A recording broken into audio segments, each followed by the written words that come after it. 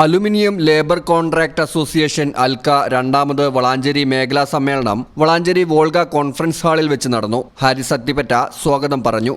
നസ്രു കൊടുമുടിയുടെ അധ്യക്ഷതയിൽ മലപ്പുറം ജില്ലാ general secretary Nasar Melattur സമ്മേളനം ഉദ്ഘാടനം ചെയ്തു.